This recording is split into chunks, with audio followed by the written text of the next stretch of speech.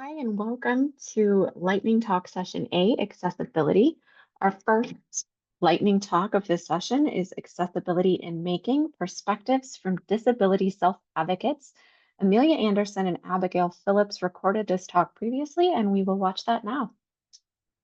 Hello, I am Amelia Anderson, and this is Accessibility in Making, along with Abigail Phillips, who could not be here today, but is happy to also present this work with us. So this is going to be a very fast 10-minute presentation. I've tried to condense everything that's very important into this very short amount of time that we have. But of course, we are available for follow-up questions, not only after this session, but ongoing as well, if you would like to chat about this further with us. But this is the result of an IMLS grant of the same name, Accessibility in Making. And we are going to share with you it's two parts. First, how we conducted the study. I know we're joined probably by mostly other researchers today. So we'll tell you a little bit about the methods that we used. And then we are going to talk about the practical implications, mainly for library practitioners, a little bit for researchers as well. But kind of holistically, this study came about because we realized that in public library spaces, of which Dr. Phillips and I both share a background as former public librarians, that the disability community is often overlooked when creating spaces and programs and services for them. This is not just Makerspaces. This is in general, unfortunately, but Makerspaces, of course, are included in that. So in this study, we sought specifically feedback from library patrons and library staff as well who have disabilities in better understanding Makerspaces for them. So first, we're going to, like I mentioned, we're going to talk about the study design, a little bit about background, recruitment, and then data collection and analysis. And then I've got a few slides that show the practical implications. So instead of going through findings and discussion, I'm just going to show you kind of the results there and what that really means for practice. This work has been published. Well, we've actually presented and published a lot about this. There was a high demand for information about the study, which is great. But the main results are published in a manuscript in Library Quarterly. And so I can provide that citation if you want the whole thing. So first of all, a little bit about the background of this study. We did base the study using the social model of disability. This is in contrast to the medical model. And the social model is, again, we don't have a ton of time to dig deep into any of this, but kind of in a nutshell, the social model is more of an assumption that disability is not an individual deficit, but instead more of a social construct in which environmental barriers are taken into account. And that is more of what disables a person. Of course, there's more to it than that, but that's kind of the short answer of it. The reason why we thought this was important in makerspaces is because makerspaces allow for tinkering in a low pressure environment. Oftentimes work in a makerspace, not all the time, but oftentimes it's not assessed. It's kind of a place to be creative and play and have fun. There have been other studies that have shown that it's increased individuals, in particular this study that I note here for long-term care facilities, it contributes to residents' senses of competence, autonomy, relatedness, identity, which all translate very nicely to disability as well. So we thought that there was a really strong potential for for this work.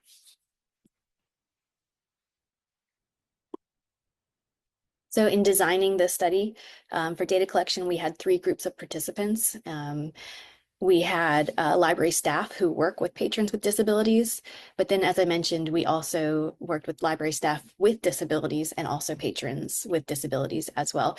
This was, when I say patrons with disabilities, this was based broadly across the United States.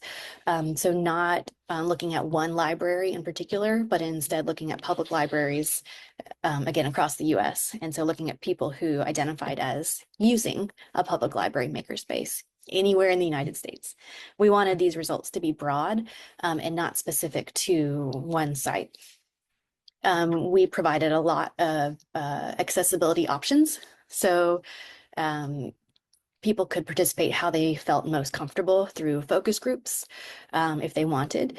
And within those focus groups, they could choose how much information they wanted to reveal about themselves. They could choose to be on camera or off. They could choose to use a real name or remain anonymous. And then if they didn't feel comfortable participating in a focus group, which, an aside, we were suggested by an advisory board member to do focus groups because that community building aspect was important for some individuals with disabilities. But then if they didn't feel comfortable disclosing, for example, in a focus group, then we also offered the opportunity to do interviews. And then if they wanted to do something even with less face-to-face interaction, they could do a survey. And we asked the same questions within all of those. Largely a qualitative study, a lot of open-ended questions, inductive and deductive coding, and then qualitative methods to analyze. I'm going to go forward, I think. Well, let me just say quickly, we also did member checks with participants that we thought was very important. So we went back and made sure that we were reflecting their experiences as we were, transcribing. Okay, so in the interest of time, moving forward, I feel like there's so much more I want to tell you, but again, we can continue this conversation later. So here are the recommendations for practice based on our findings. And again, these are published, so I'll go through them kind of quickly and highlight just a few on each page. So one of the things that we found that was the importance of reducing physical barriers. Here are some of these suggestions. Again, I'll just kind of highlight a few of them. One thing we noticed that was really an important finding, I think, was that you can do as much as you want to make the makerspace accessible in a public library, but if the building is not accessible, then what are you doing? And if you place the makerspace in an area of your public library, similarly, that is not accessible, that kind of cancels out the good work you've done. So make sure that your makerspace not only is inclusive within, but also you're able to access that makerspace within the building. Lots of other really important things here. Again, this is all available to you. This is uploaded to this forum as well. We also found out that it was important to minimize sensory concerns, kind of the standard things. Reducing clutter, reducing fluorescent lighting. One thing specific to makerspaces was to be careful with things like smells, especially if you're letting people bring in their own materials, because those things can be really triggering. Of course, supporting technology use, depending on whether you have a low-tech or high-tech makerspace. And then to effectively share information, that instructions must be provided in multiple formats and sharing it in advance when possible. Supporting learning activities and events, and then offer opportunities to support community building. This was a big one. And I think the one that I want to leave you with here is to, instead of providing disability-friendly events, make sure that all of your events are inclusive, because that is a very, that was something that came up again and again, was that that participants really enjoyed getting to be a part of the community within the makerspace and just kind of do all the things that anybody else would want to do. And so sectioning them off into a disability event, while it may be with the best of intentions, is really not the way to go. So instead, make all of your events and services inclusive. Thank you so much. Hi, we will now hear from we will now hear the lightning discussion. Making is for everyone. Lessons learned from library makerspaces for youth with disabilities. Our presenter for this lightning discussion are Yong JooYoung, Moses Munyao, and June Abbas. It's great to be here to talk with all of you today. Thank you, Amelia, for that wonderful presentation. And I think it's great the order that we're following, because we're going to talk a little bit more about some of the findings we found in our study that is related to youth with disabilities within makerspaces. And I am Dr. June Abbas. I am honored to work with a great research team, Dr. Jung and Moses Munyao, who is our wonderful doctoral student on this project. I'm going to go into a lot of background because I think Amelia did a really excellent job of that. But let's talk about our project overview to give you an idea of what we've been doing in this project. This project was funded by the Institute for Museum and Library Services. It began in 2022, and it is an ongoing project. There are various different stages to it. In 2022 and 2023, we conducted a nationwide survey of public libraries who had makerspaces that were providing maker programming for youth with disabilities. And that became quite a challenge to find participants, because we heard the same story as we have inclusive programming, which was really great to hear. We also included interviews during this time period, where we interviewed librarians across the United States. And then in 2023 through 2024, we have been visiting exemplary public libraries in various different states. We completed 5 visits during that time period. And then in 2024, 2025, we have been conducting additional visits to public library makerspaces. And our focus this year is developing design principles and guidelines. So the rationale for our study, and I'm just going to go briefly into this, and then Dr. Jung and Moses will present some of the findings from our survey, but also from our visits to the makerspaces and what we're learning about the design of makerspaces in general. So the rationale for our study was that when we wrote the grant, there was very little research related to library makerspaces, specifically for making programming or makerspaces designed for youth with disabilities, or even with people in general with disabilities. And so I was really great to hear Abigail's findings today as well. But there has been a lack of research on libraries' actual practices and library professionals' actual experiences and perceptions within makerspaces in general. And so today we're going to talk to you a little bit more about the findings of our study. And I'm going to turn the camera over to Dr. Jung, or to Moses now, excuse me.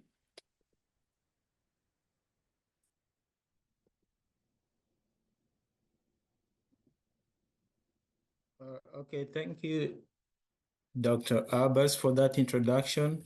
So as Dr. Abbas said, our first year included conducting surveys to different public libraries. And one of the questions in our survey was trying to identify whether the public libraries did have learners with disabilities in their maker programs or their maker spaces. And out of the 123 respondents on that question, only 64 mentioned that they had learners with disabilities visiting their makerspaces or maker program sessions. The other part was regarding the programs designed specifically for learners or youth with disabilities, and only 10 out of 121 who responded to that question mentioned that they had programs or the facilitated programs for users with disabilities. So there are many lessons we learned from our interviews, the survey, and even the site visits, and I'm just going to highlight a few. And one is regarding the physical space readiness. And this, I'm going to look at it twofold. One, accessibility in the space and accessibility to the space. So when you talk about accessibility in the space, we learned the need for having the necessary tools and equipment. So for example, power outlets, height adjustable and movable tables and chairs, noise dampening headphones, among other tools and equipment. Then when you talk about accessibility to the space, for example, there's a picture right there of a makerspace from one of the public libraries. So that space is just next to the entrance where we have a parking lot reserved for youth with disabilities or any other persons with disabilities. So there's easy access to the space. Then when we talk about inclusivity, we also think about having sensory rooms where youth with disabilities are able to visit depending on their sensory needs.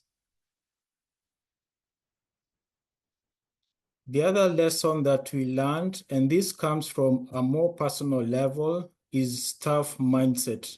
So believing in everyone's abilities and for the staff to be able to, and their willingness to be able to serve all users depending on their abilities. And then also the part about being proactive in terms of programming and the space itself. And I'll hand it over to Dr. Jung to expand more on the proactive actions among other lessons. Okay, so I will continue by sharing what we've learned from the interviews and some exemplary visits. So many library professionals that we met emphasized the importance of actively and proactively reaching out. First, of course, that includes like promoting and inviting youth with disabilities to existing opportunities and programs like the previous presentation also mentioned. Many libraries use specific segments on their websites or registration systems, such as anyone who needs accommodations can reach out, blah, blah, blah. However, one important point that we found here was though, instead of just listing the library's general phone number or email or just sort of a general information, having a specific contact person in charge seemed to be incredibly helpful.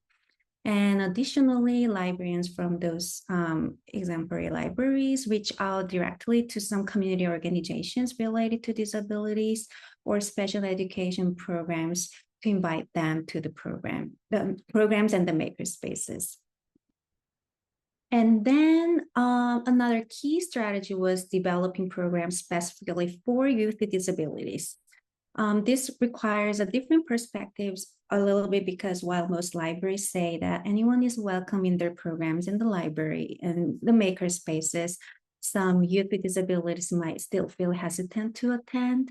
However, when a maker program was offered explicitly designed for youth with disabilities, but open to everyone, then youth with disabilities and their caregivers often feel more welcome. And then some libraries also offer some exclusive programs for youth with disabilities in the makerspaces by partnering with specific organizations and schools. And another notable aspect was that some libraries have a dedicated staff member and who is responsible for accessibility. Those staff members actively collaborate with various departments within the library system, such as Makerspace, Children's Department, or STEAM Department, depending on what they have, as well as those other external organizations and special education classrooms, etc. And these staff members also were able to provide training for other staff members in the library on accessibility and inclusivity. Though we acknowledge that it is a little bit hard to actually have a dedicated member because of the budget issues and everything. So we just share very brief findings today. We are in the final phase of the project and we are still making additional visits. So if you're interested in participating, please let me know. And we've been developing design principles and recommendations for library makerspaces and maker programming for youth with disabilities. And we hope to share more updates and additional details in the future with you all. Thank you so much.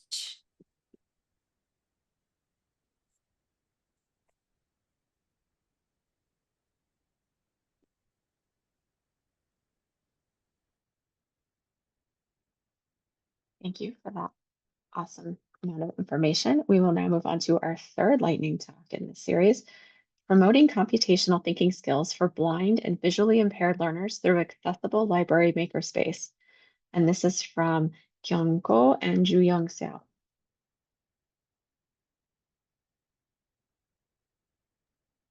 Hello, everyone.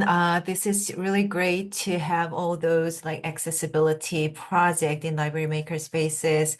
A lot of findings resonate our project too.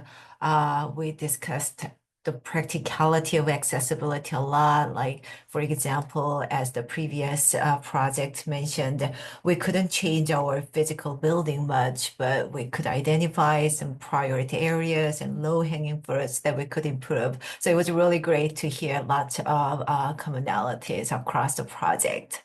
So again, this is Dr. Kyungwon Ko, an associate professor and the director of Champaign-Urbana Community Fab Lab.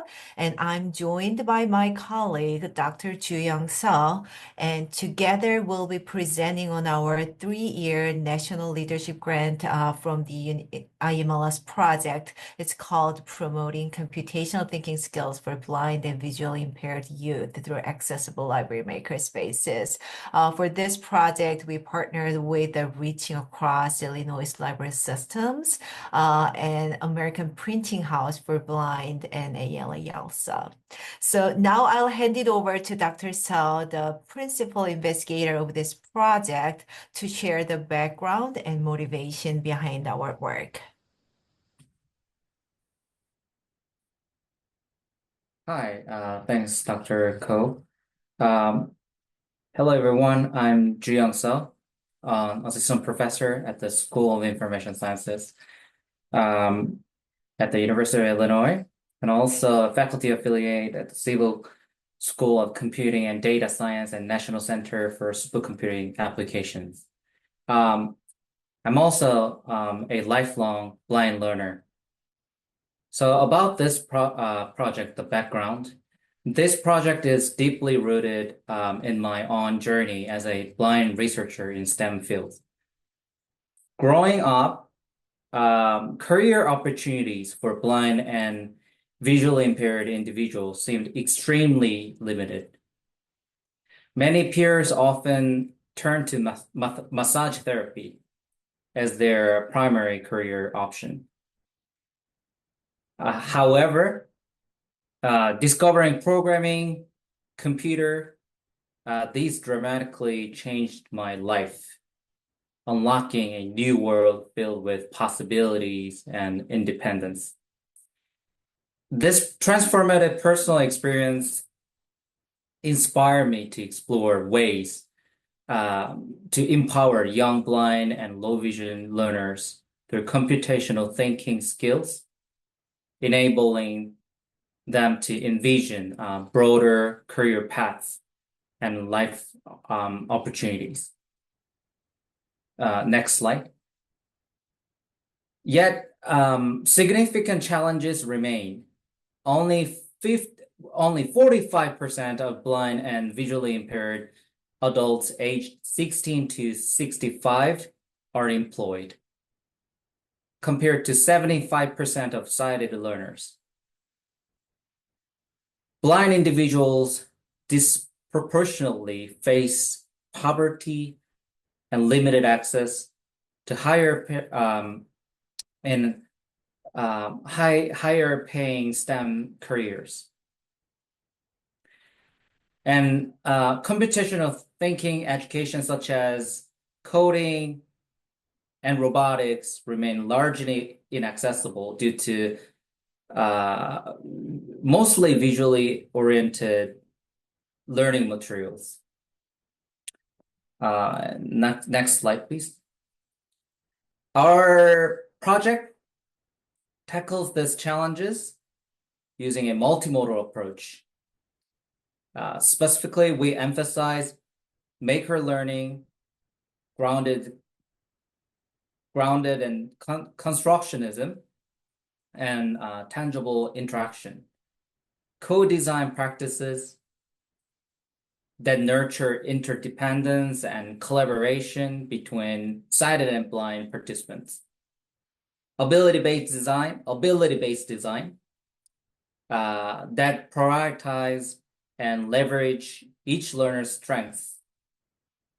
With this approach, we aim to make computational thinking accessible and empower blind and visually impaired learners and their sense of agency in STEM and beyond.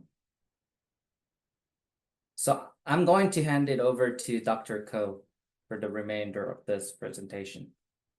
Thank you, Dr. Sao.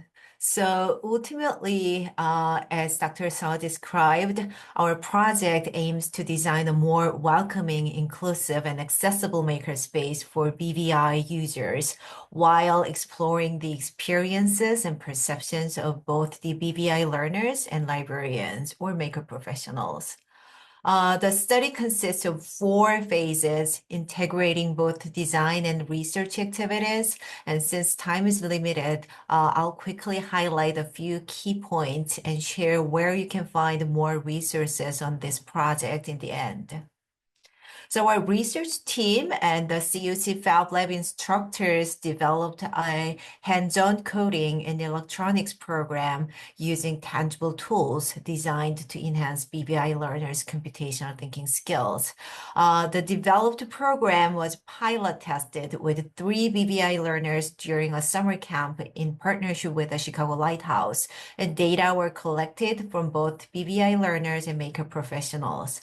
Then we expanded the program to 3 different library makerspaces. Librarians first participated in a training workshop at the CUC Fab Lab, received a maker kit, then engaged the BVI users in their library makerspaces. To help your understanding of what tangible and hands-on programs looks like, let me show you some of the tools we used. So first, Snap Circuit is a tool for teaching basic engineering, electronics, and circuitry concepts by using building components with the snaps to assemble electronic circuits on a simple row and column space grid. And Code Jumper, this is a tool specifically designed to teach BVI learners computer coding. So with Code Jumper, you design physical block code. So it helps learners grasp coding concepts by enabling them to feel how virtual codes are mapped onto physical block-based pod, with each pod representing a specific function.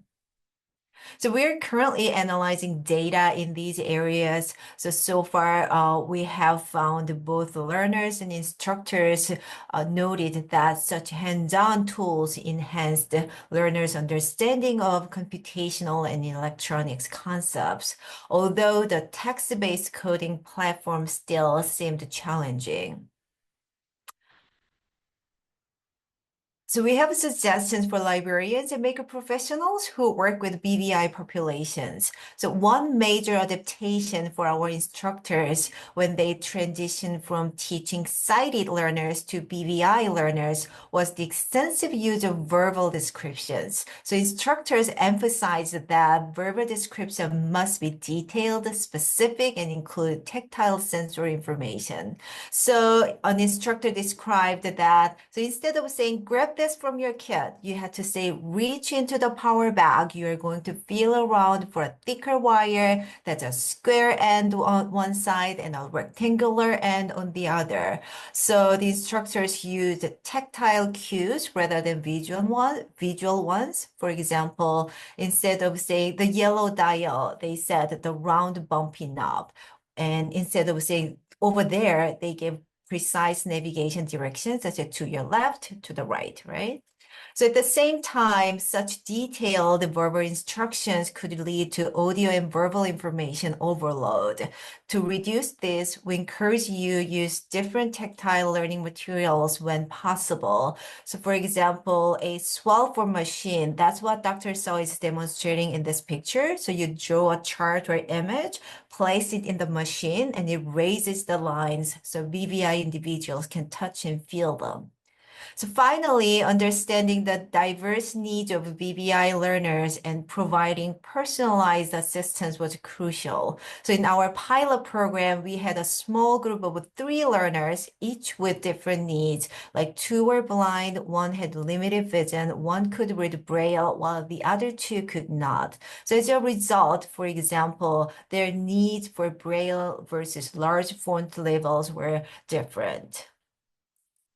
Here are some research approaches that we'd like to share. So first, recruitment in this type of research is a common challenge. So flexibility, adaptability, and creativity in turning challenges into opportunities seems to be the key. So our initial plan for the pilot program was to host a summer camp at the CUC Fab Lab, allowing BVI learners to experience the campus. However, this turns out to be difficult because there are few BVI youth in our town, and traveling is challenging, especially since guardians would need to take time off to accompany them. So as a result, we shifted our approach and formed a new partnership with the Chicago Lighthouse. And instead of bringing participants to us, our team traveled to Chicago and ran the camps there. Another common challenge is collecting data in library settings. So while real-world environments like public libraries could be ideal for observing and collecting like natural interactions, they are not designed for research. And we found like many libraries are open to partnering on creative programs, especially with ready-to-run programs, but conducting interviews or surveys with users may not always be feasible in library settings. So our approach in this project was to design an innovative program at a university-based makerspace and offer a free workshop as a pilot, and we collected extensive data from participants during the pilot, and we disseminate the program to different libraries. We conducted follow-up interviews with the librarians, but we did not collect data from the users on site, aiming to reduce the research burden on our partner libraries. The hands-on coding and electronics programs we developed in this project are available. So please check out the URL, QR code here. The video tutorials are also available on the CUC Fab Lab YouTube channel. So you're welcome to adapt the program based on the needs of your community. So thank you for listening, and let me know if you have any questions.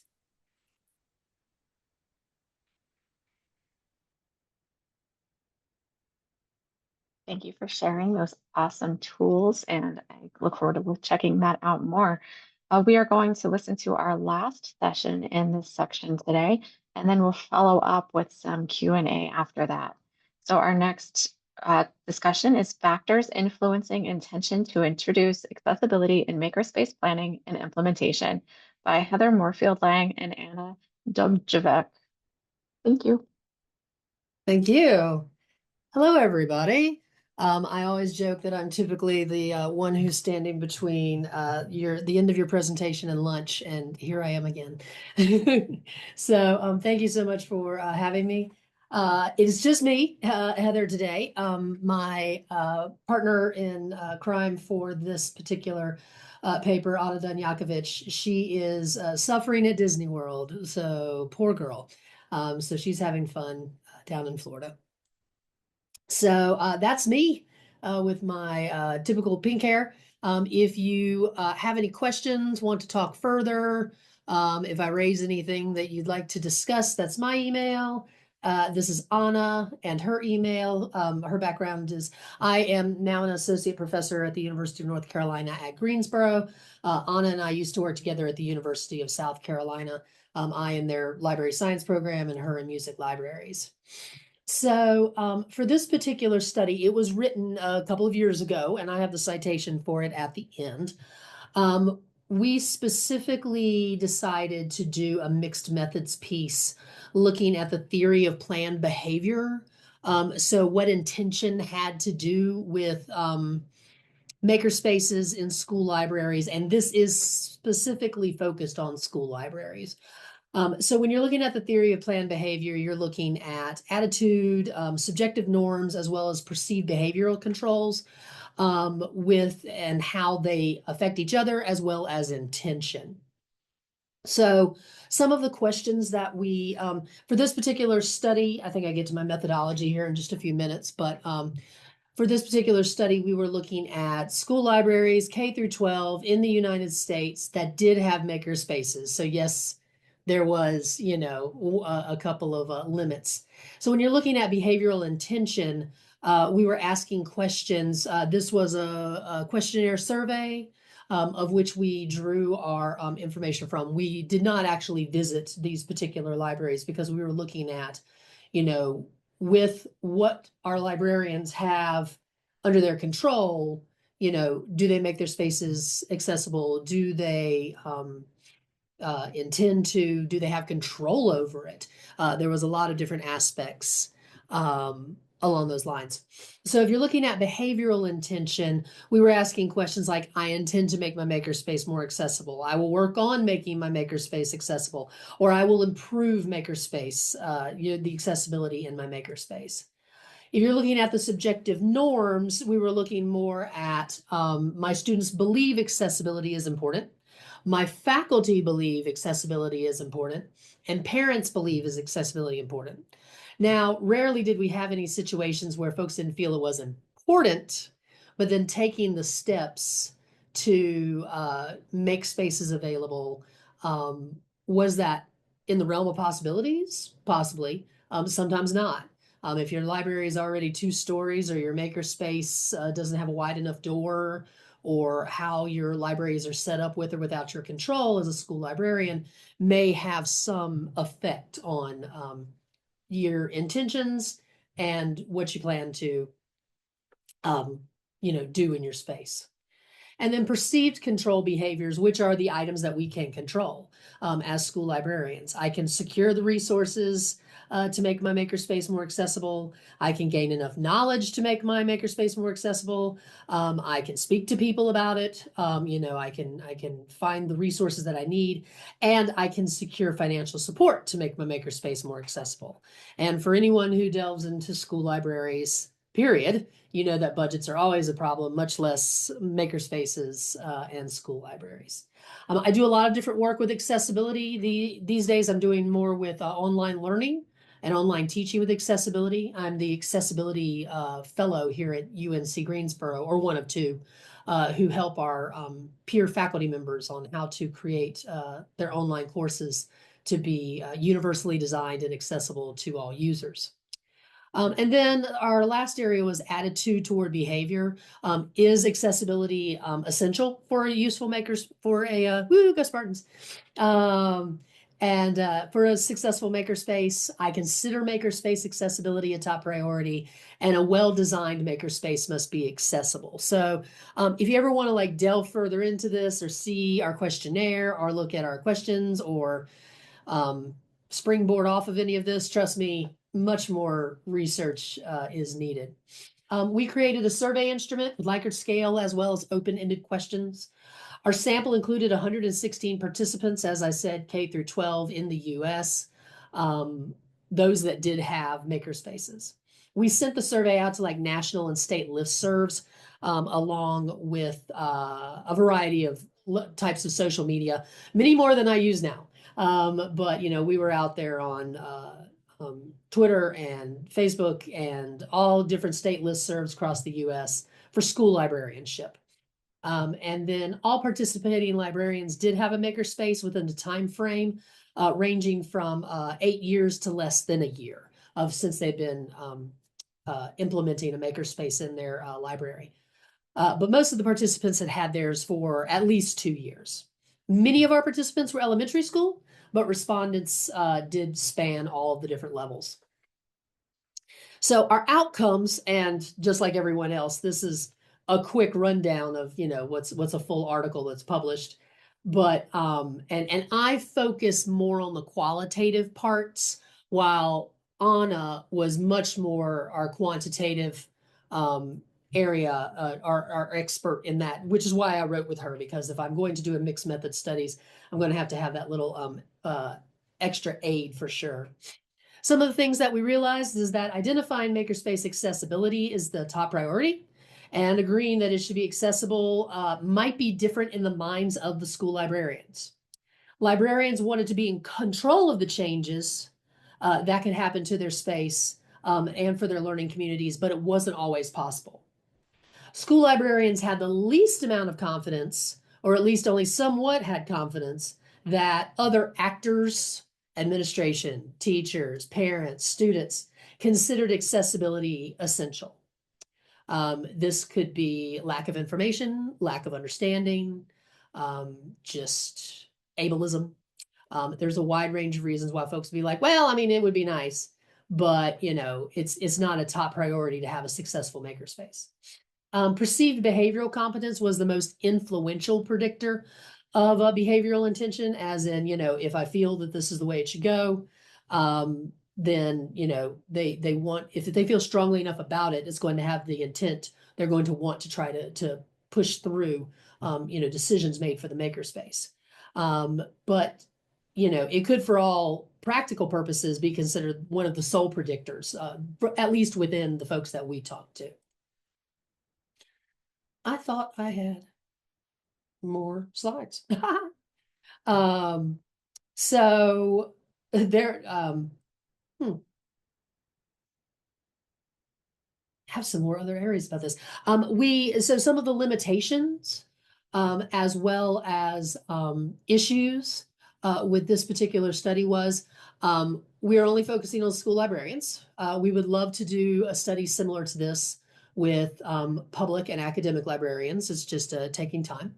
And then we also found that, as I said in the discussions, the perceived information from, no, that's right. Yeah. So just bringing this back up. With intent and what we plan and what we want to do are different things. School librarians certainly felt that accessibility was important, but did they have the power to implement changes to their makerspace? Because there's always other people who are approving their budgets, approving whether to, have makerspace, teachers coming in and bringing their students to the makerspace, along those lines. The other limitation that we found was that while we defined accessibility multiple times, there was confusion about the term accessibility. And so what that means is, sorry, I'm in a LEED certified building. The lights turn off when it doesn't know I'm there. So we would speak about accessibility, and, I would ask, what are some accessible makerspace activities? What are different items you've done to, make your makerspace more accessible to your students and community?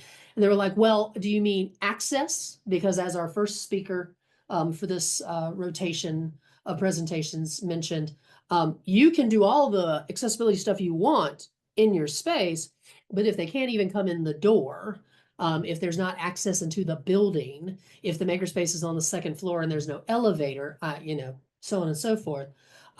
So some of the questions were answered very much as to access, or did they make the resources and tools in the makerspace at the library accessible to the students so they could get to them or have them or use them. And so for the future, there would definitely need to be more clarification when it comes to what we are looking for in that way. There's so many surprise benefits to adding. I just see Fab Lab Jen. There's so many surprise benefits to adding accessible tech. We added cheap touchscreens, and we started seeing more children that never use a mouse made more accessible. Yes, exactly.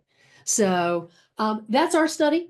Again, I am more than happy to share more. I've got my I'll scroll back here real quick for my contact information. Get in touch, always happy to chat. And I know they wanted to leave some time open for questions. So thank you so much for listening very quickly to our study.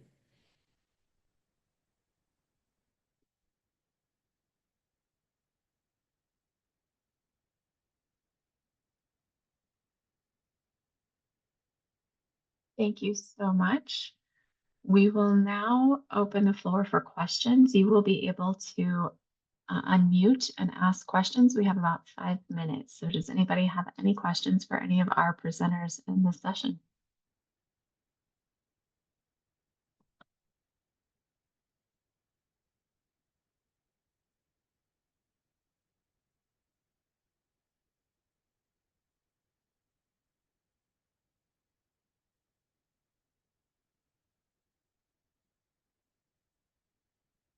And also feel free to put questions in the chat if you don't want to unmute and talk. That's okay too.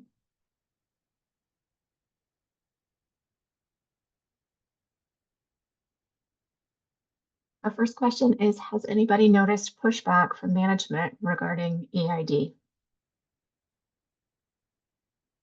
Anybody want to take that?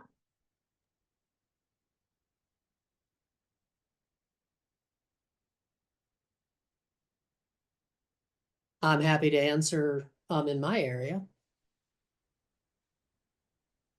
We are starting to get some pushback, especially at a university that is the most diverse campus in the UNC system.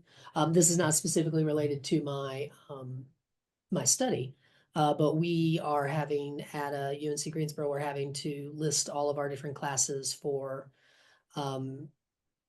anything that's EDI and courses just for the knowledge. But then also a wide range of there's a lot of things that have been stopped or halted, but we are certainly dealing with some of the fallout. I'm also the accessibility fellow here, and so we're having to look at the new laws for that as well, and making sure that things are implemented for online learning. This is not specifically Makerspace, but we are starting to have some.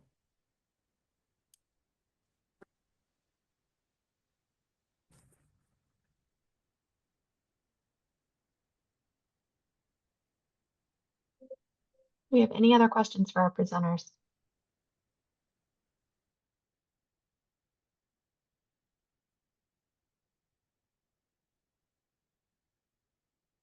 All right, if there are no further questions, I thank all of the presenters for their amazing research that they presented today. I know I got a lot out of that and have some takeaways to take back to my space, so thank you. And we hope to see everybody back for the next round of discussions after a quick lunch break.